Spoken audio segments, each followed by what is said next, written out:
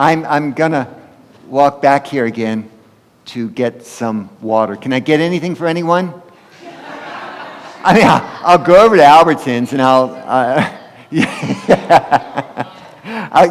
they have, oh my gosh, you hear it at Costco, what is it? For a chicken, it's $4.99? That's it for a rotisserie chicken? Oh my gosh. Good eating, tell you, but anyway.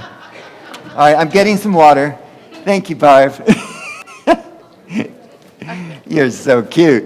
Okay. Okay, you didn't want anything. I could have gone across the street.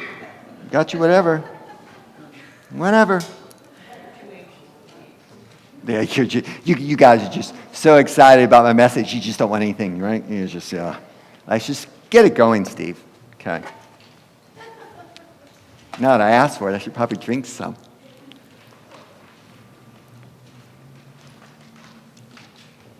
Okay.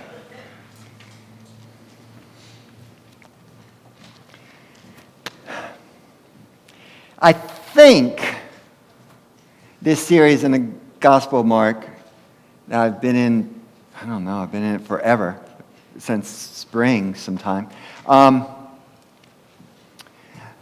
It'll end either at the end of this month or at the very beginning of next month. I'm just really trying to be selective in giving you a sense of the focus of this writer of the Gospel of Mark.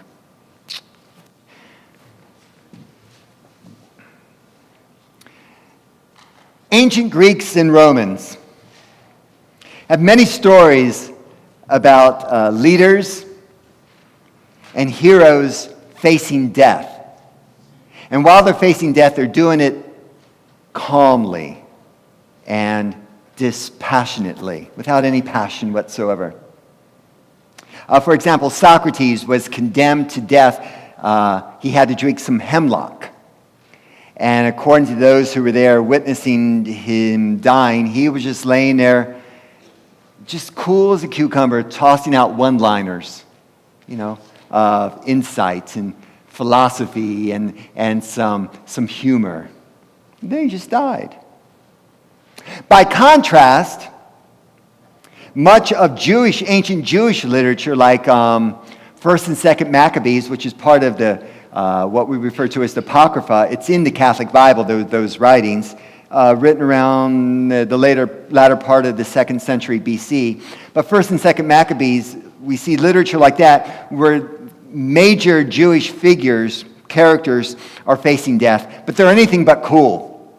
They're hot-blooded, very passionate, and they are fearless, and they're praising God as they're being torn to pieces.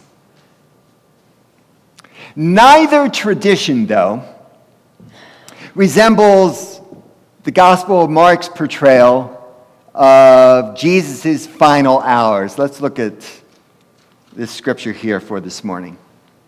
Jesus, just give you a setting, he's in the Garden of Gethsemane, or going to the Garden of Gethsemane. We see him there in the garden. This is the night where he will be arrested. And did I push that? I must have pushed that. Okay, here it is. They went to a place called Gethsemane. And Jesus said to his disciples, "Sit here while I pray." And he took Peter, James, and John. Interesting, the same three that he took up in Mount Tabor when he was transfigured. Anyway, if you remember that way back when, months ago, along with him.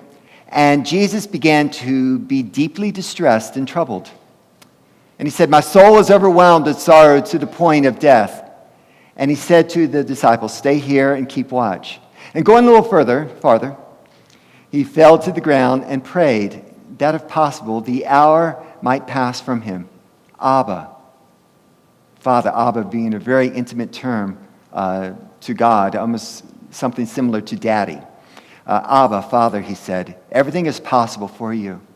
Take this cup from me, yet not what I will, but what you will. Not my will, but your will be done. It's often how it's translated. So here's Jesus just before his arrest and imminent execution on the cross. And he's opening his heart to the disciples, to God, his Father, and to the readers of the Gospel of Mark here. He's laying bare his struggles, his agony, and his fears, really, about facing death. And he turns to God pleading, basically, a translation here, is there a way that this cup could be taken from me? In other words, get me off the hook and out of this mission that I see before me. You can do this. You know, till now in the Gospel of Mark, Jesus was in control. Nothing really seemed to surprise him. And suddenly Jesus is deeply distressed. Deeply disturbed is another way of putting it. In Greek, the word for the phrase deeply distressed, ekthambeo, meaning utterly astonished. He's just floored down to the soles of his feet, okay? Jesus has been unflappable until now in the Gospel of Mark. And then suddenly he sees something. He experiences something. He realizes something. And the eternal Son of God is simply stunned, okay? He's deeply troubled. Adamoneo, meaning to be overcome with heaviness and horror. It would be something like this. I don't mean to be real graphic, but this is just an inkling of what he's beginning to experience there in that Garden of Gethsemane as he's praying to his Father. It'd be like, imagine walking down the street and you turn the corner, and there you see a loved one who is literally mutilated in a car accident. What do you feel? Nausea, disbelief. Horror, like a physical cloud just weighing down upon you. You just begin to get a little sense of what Jesus is dealing with. Jesus' experience, as he says, is, my soul is overwhelmed with sorrow to the point of death.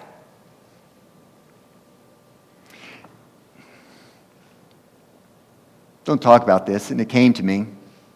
There are things people just kind of hold in their hearts that they experience. But I began to think about what's the closest thing I've experienced is something like this. And the most recent thing I could think of was back in 2012 when I was in Israel, in Bethlehem. And I was there for a few months and had just had dinner with a Palestinian family. And they served food that I didn't even know what I was eating, but I was with them eating. And afterwards, one of the young adults asked me to come with them, and I found myself in a part of experiencing and watching a demonstration of Palestinian students there in the streets of Bethlehem. And suddenly from the Israeli military, there was tear gas that was shot our way, and basically what were flash flares to kind of create chaos. And it was dark. And rubber bullets were being shot. And the rubber bullets anywhere from 1 inch to 3 inches long. And when that all started to happen, I turned and ran with all the other college students, right? And I ran around the corner of a stone wall for safety. And there was a youth, maybe all of 12 years old, and the side of his head had been ruptured open. He'd been hit by a rubber bullet. And his eye was hanging out of his socket. And one of the students picked him up, and off into the dark he went. Never knew what happened to him. Nothing prepared me for that horror. I'd really forgotten about it until this week. And my soul was overwhelmed, but I found myself grieving both for Palestinian and Israeli. Because nobody wins. The delusional thought that somebody wins a war is symptomatic of our society today. I mean, countless innocent people die in war. Celebrating victory in a war is... No one wins at war. You celebrate the end of a war, absolutely. The soul of this nation is deeply distressed, deeply troubled, tapping into those phrases describing Jesus. I thought we were a democracy, a republic, where people can listen and respect each other and learn from each other and try to understand why that person believes what they believe and just grow together.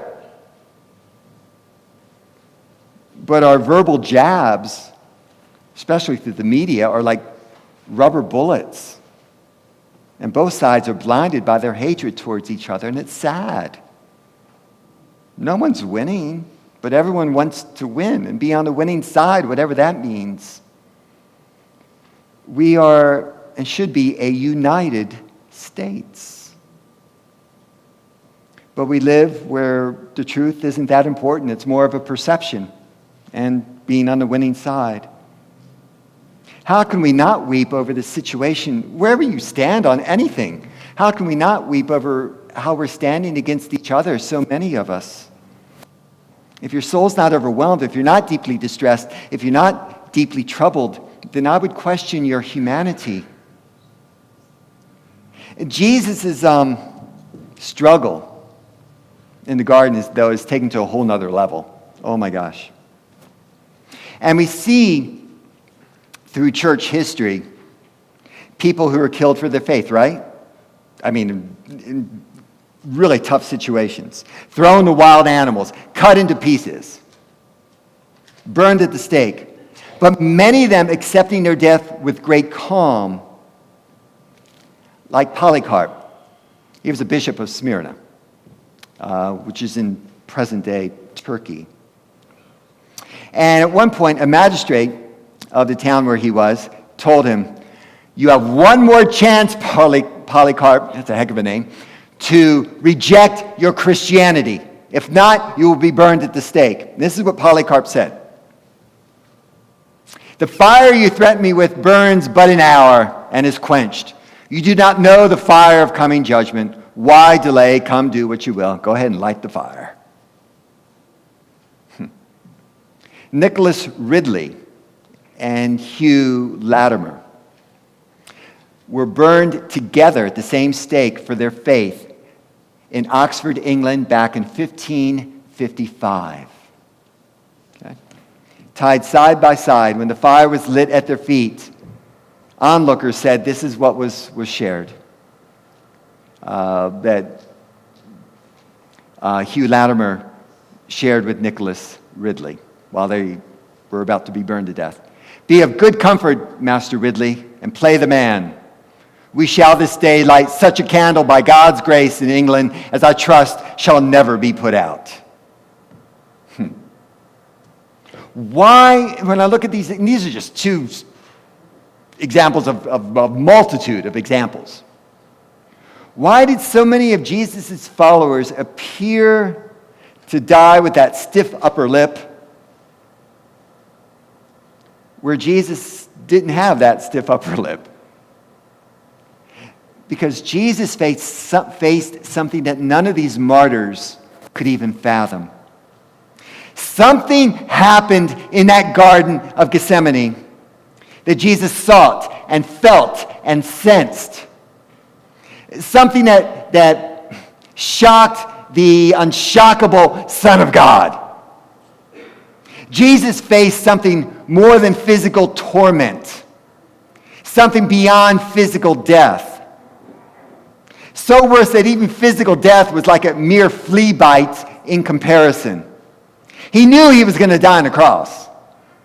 But now he sees what he will experience on the cross, which is far beyond any physical torture and death. What is it? What is it? We see it, we get an inkling of it in the heart of Jesus' prayer to his Father in that garden when Jesus prays, "Take this cup from me." Now in Hebrew scripture, the word cup in the Hebrew language is poterion, which is, when it's used figuratively, it means one's fate or one's lot in life. So Jesus is saying, take this fate that I see before me. Take it away from me, Father. Cup, as I shared with you a couple weeks ago, is, in the Jewish faith, is the common metaphor for the wrath of God on human evil. we see a couple references. There are many references actually in the Old Testament. One from Ezekiel referencing the cup this way. You'll drink a cup long and deep, a cup of horror and desolation, from Ezekiel 23. Or this from Isaiah. Behold, I have taken from you, from your hand, the cup of staggering. The bowl of my wrath you shall drink no more. You see, before this garden moment, whenever Jesus turned to his Father, he always entered into an intimate relationship of love with God, of eternal love. In Gethsemane, though, for the first time he turns to his Father, and all he sees before him is God's wrath and God's judgment. That all Jesus feels is this abyss, this chasm, which is the cup that he asks to be passed. God has been the source of all love and life for him. And that relationship suddenly has disintegrated and has become a chasm of darkness. Because Jesus has taken upon himself all of human history's sin and evil and atrocity. And Jesus is staggered at what he's about to experience. You know, some people in these moments when it's just overwhelming, some people will say, well, you know what? God doesn't give you more than you can handle. Where is that in the Bible? It's not there. It's not there. It just isn't there. And Jesus would be the first to tell you that God gives you more than you can handle, if you want to use that phraseology, which I don't like and I'll talk about in just a moment. You know, people with good intentions use these words. You'll make it through because God doesn't give you more than you can handle. But it's just not true. Life does get unbearable. Have you discovered that? It gets unmanageable. The Bible is largely a story about people who have been given things that there's more than they can handle. Okay? Folks, death is more than we can handle. I don't know if you figured that out, but I have. You know, try preventing death. I mean, we have a 100% mortality rate in here. You know? I think I can say that with some assurity. Try convincing, just names going through my head. Try convincing Cain in the Hebrew Scriptures, in the book of Genesis. Try convincing him that life is not more than you can handle after he killed his brother Abel. Try telling King David that, you know, God won't give you more than you can handle after he had set Uriah the Hittite to death in the battlefield so that King David could have Uriah's wife, Bathsheba. Try telling Goliath that life doesn't give you more than you can handle. You know, when that stone hit him in the head. Try telling John the Baptist that, you know, that life doesn't give you more than you can handle, with King Herod there with his sword and ready to lop off his head.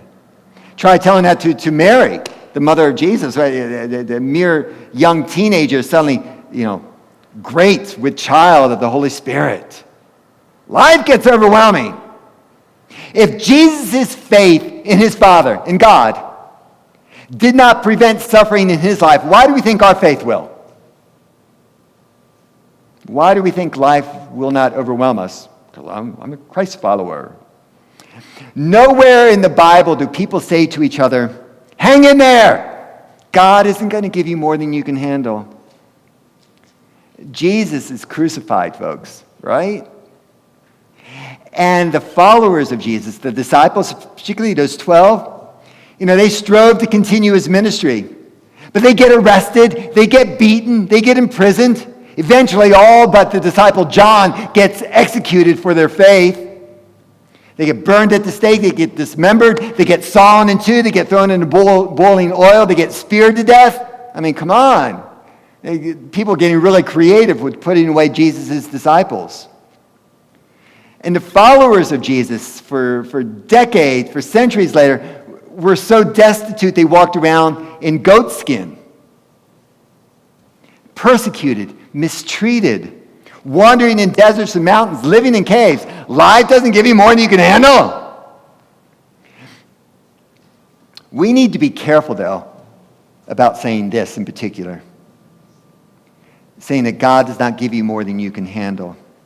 Because it makes God appear like he's just handing out evil. He's handing out suffering. He's handing out pain, just enough to get you to the edge, but not put you over the cliff. And many people see God that way. Well, I really did some bad things, so I guess God now is just throwing me some pain and suffering. It doesn't work that way. Sorry. You brought that upon yourself for the most part. Yeah, we are victims, and we are innocent victims often. But God is not up there. We live in a broken world, okay? God doesn't sit in heaven and think, okay, I'm going to give that young child an abusive father. I'm going to give that person some cancer. I'm going to make this plane crash. Paul really tries to make it very clear that God does not operate this way. When he wrote to the Corinthians in the second letter, Paul wrote, "Praise be to the God and Father of our Lord Jesus Christ, the Father of compassion and the God of comfort, who comforts us in all our troubles, so that we then can go and comfort those in any trouble with the comfort we ourselves receive from God." God is the Father of compassion, okay, the God of comfort, who not only comforts us in our suffering, but uses us to bring that comfort that he's given us to share with others, to offer healing and hope to others who are just overwhelmed by their circumstance in life. The scars and the wounds we carry around, addiction, losses, grief, failures, enable us to build a bridge of healing and hope for others. And as I alluded to last week, it helps us to proclaim that powerful two-word sermon. Sorry, it's just not two words today that I'm preaching, my sermon. That two-word sermon I referred to last week. Me too. I hurt also. I suffer also. Yeah, your suffering, your tragedy, your pain, your overwhelmed feeling is unique to who you are, but I have my own. I'm here for you. Let's sit this through together. Me too. I'm going to go through a list of some troubles. It's a poor choice of a word, I guess. But I'm going to go through a list of some troubles that perhaps you've experienced in life. And if you have experienced any of these, I'm going to ask you to stand when I've shared it with you, okay? And remain standing until I tell you to sit, okay? Okay, you with me? And this way you get to stretch your bones a bit, right? Okay. So I encourage you to stand if any of these words apply to you and to your life. If you've ever suffered from deep grief, loss, or loneliness, stand. If you've ever had somebody you love suffer from an addiction, if you've ever been through the pain of betrayal, divorce, a broken family, the death of a spouse, of a sibling, of a child, of a loved one, if you've ever experienced a miscarriage or know the ache of longing for a child, if you've ever experienced vocational pain, failure, being terminated, jobless, if you've ever been through cancer, heart problem, a difficult health condition, if you've ever experienced failure as a parent or as a grandparent, I should get everyone out. If you've ever been a victim of emotional, physical, or sexual abuse, if you've ever suffered from anxiety or depression or some mental health challenge, stand. Look around you for a moment. Folks, you are not alone. We are the fellowship of the troubled heart. Okay? Now I want you, this very moment, this is all I want you to say to each other. Okay? Don't start talking about where you're going to go to lunch. I want you to turn to someone in the sanctuary or go to someone in the sanctuary, just one person, and say to them these words. You are not alone. Go ahead and do that.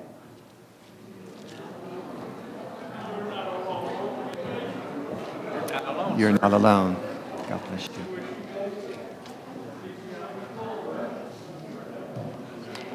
Okay, you can be seated.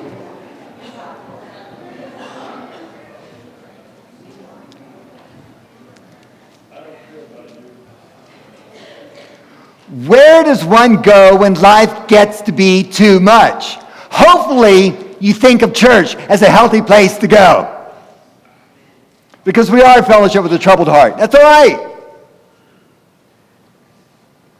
That's all we are. Really, at one level, that's all the church has ever been. And that's okay. The sacrifice of Jesus on the cross and his resurrection are the very heartbeat of what we're all about. If you've suffered a major hurt, you have a major gift to offer to someone. Not from your strength, but from your weakness. As I shared last week. It's your scar. It's your limp. It's your inadequacy. Boy, we don't like to feel like we're inadequate, do we? That's a tough one. Shared pain, and this is a miracle. Shared pain among others creates community at a depth that sharing untroubled triumph simply does not. And I don't mean to say that your suffering will always be manageable, but you know what? If you hang in there, you will always find it somehow meaningful. That's a tough one, because I fight that. Paul wrote, in a very tough time in his ministry, "We do not want you to be unaware, brothers and sisters, of the affliction we experienced in Asia." Had a really tough time in Asia, he did. "For we were so utterly," Paul and his disciples, "we were so utterly, unbearably crushed that we despaired of life itself. Indeed, we felt that we had received the sentence of death." Paul was in a circumstance he and his followers he could not endure. He was in, I guess you could say, the despair zone. He felt he'd received literally a death sentence. But he says this right after these words in this letter to the Corinthian church. "But this happened, these tough times happened so that we would rely not on ourselves, but on God who raises the dead." Relying upon God who raises the dead. Even in death, we can turn to God. You know what? Never, and I've thought about this also this past week. Never have I don't think I have. I hope I haven't. Never have I told a person who's been diagnosed with cancer, "God will not give you more than you can handle. You can get through this." That's hogwash, okay? I mean, I'll sit with people and I'll listen to them and try to offer words of comfort and love and support. And I'll strive to be compassionate, but I won't try to fix the situation or fill the air with platitudes. Sometimes we fill the air with platitudes like, "It's going to be okay. Everything happens for a reason." Or if a loved one has passed away, or a child. This church has too many people who have had to say goodbye to their children. To say to someone at that point, "I guess God just needed them in heaven more than here." I do not believe in a God who takes our loved ones from us. Gives us this beautiful child. No, come to think of it, you know what? I need that child in heaven. That's just sadistic. God needs them more in heaven. Really? It's nowhere in Scripture. That's just BS. It's biblically stupid. Yeah. It is. Had you for a moment.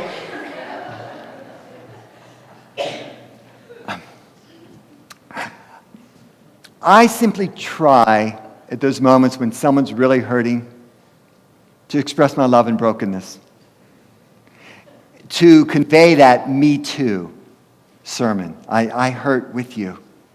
I've experienced pain as well. I don't want to minimize what you're going through, but I'm here for you as best I can. I mean, it was like when I was speaking at my mom's funeral. I was doing okay until I looked over at that big dope of a brother of mine, and he was just crying away. It's like, really, Bill, don't do this to me. You know? It was just the two of us with my mom growing up, and it's like, you big old dope. I was doing great till then.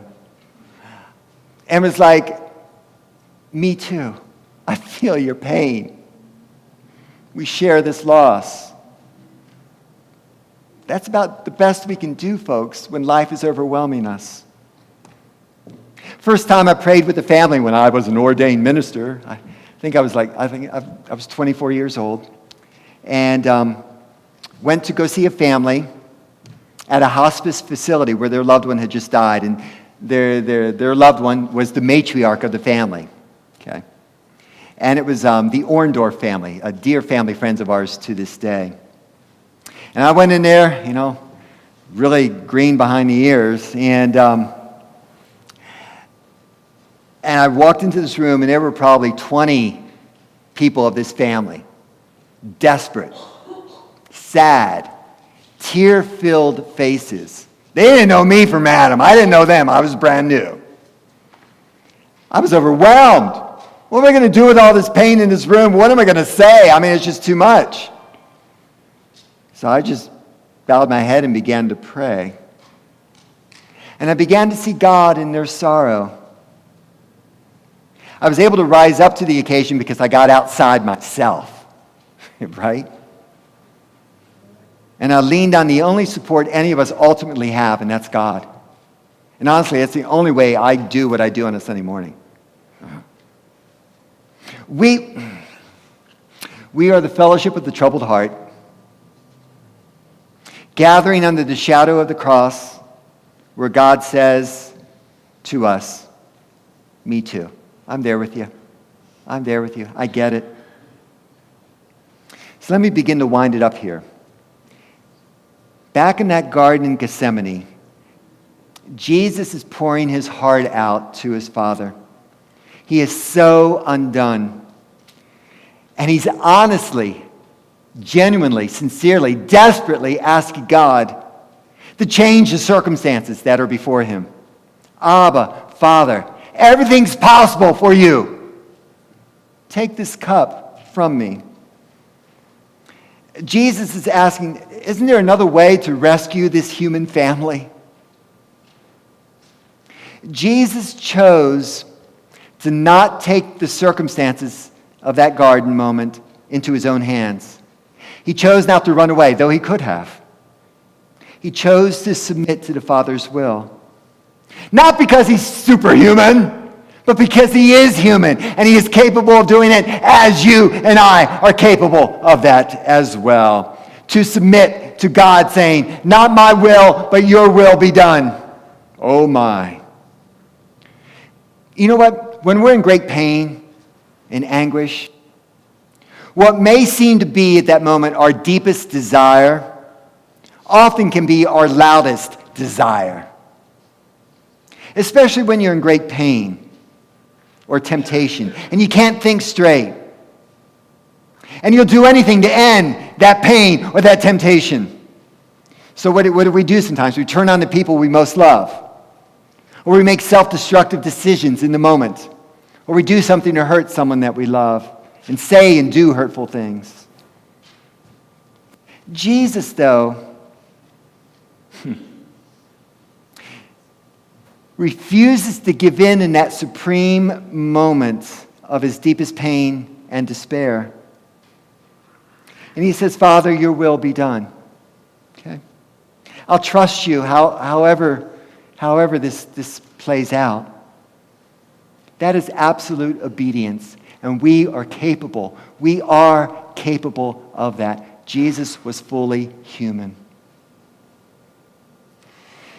But what I love about his humanity, he did not suppress his desire for another path He let God know, I'd like another way, God. I'd like another way, Dad, you know. He places those desires, though, for another way. He places those desires in God's hands. And Jesus doesn't deny his emotions. He's a mess.